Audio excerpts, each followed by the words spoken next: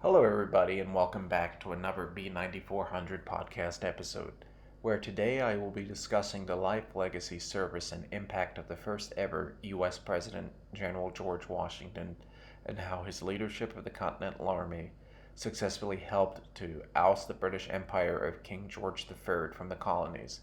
However, this did come at great sacrifice, though. Anyway, let's get into it. I hope you enjoy, and if you did, please make sure to subscribe down below, like the video, switch on the notification bell, and leave a comment. But please, keep it civilized. I can't stress that enough. Early life. The Washington family was a wealthy Virginia planter family that had made its fortune through land speculation and the cultivation of tobacco. Washington's great-grandfather, John Washington, immigrated in 1656 from the village of Solgrave, Northamptonshire, England, to the English colony of Virginia, where he accumulated 5,000 acres of land, including Little Hunting Creek on the Potomac River. George Washington was born on February 22, 1732, at Pope's Creek in Westmoreland County, in the British colony of Virginia. He was the first of 6 children of Augustine and Mary Ball Washington. His father was a justice of the peace and a prominent public figure who had 4 additional children from his first marriage to Jane Butler. The family moved to Little Hunting Creek in 1735. In 1738, they moved to Ferry Farm near Fredericksburg, Virginia, on the Rappahannock River, where Augustine died in 1743. Washington inherited Ferry Farm and 10 slaves. His older half-brother, Lawrence, inherited Little Hunting Creek and renamed it Mount Vernon. Washington did not have the formal education his elder brothers received at Appleby Grammar School in England, but he did attend the Lower Church School in Hartfield. He learned mathematics, trigonometry, and land surveying and became a talented draftsman and map maker. By early adulthood, he was writing with considerable force and precision. In his pursuit of admiration, status, and power, his writing displayed little wit or humor. As a teenager, Washington ranked and compiled over 100 rules for social interaction, styled rules of civility and decent behavior in company and conversation.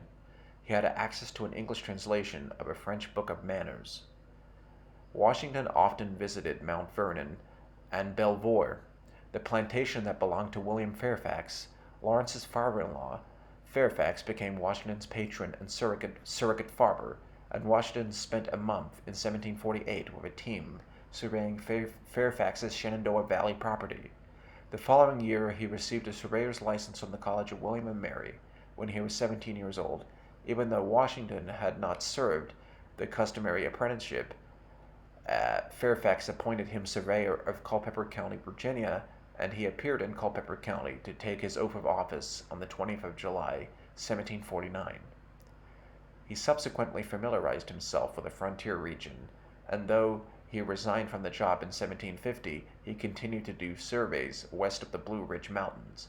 By 1752, he had bought almost 1,500 acres in the valley and owned 2,315 acres.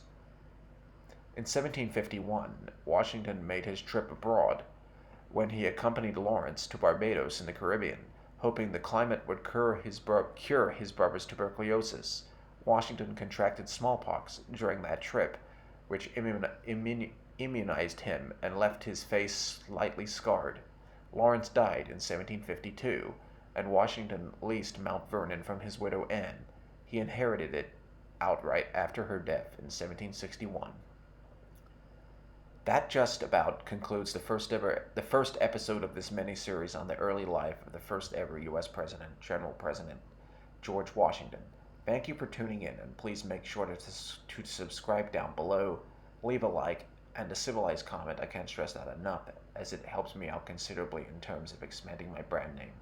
I'm signing off, and see you in the next episode.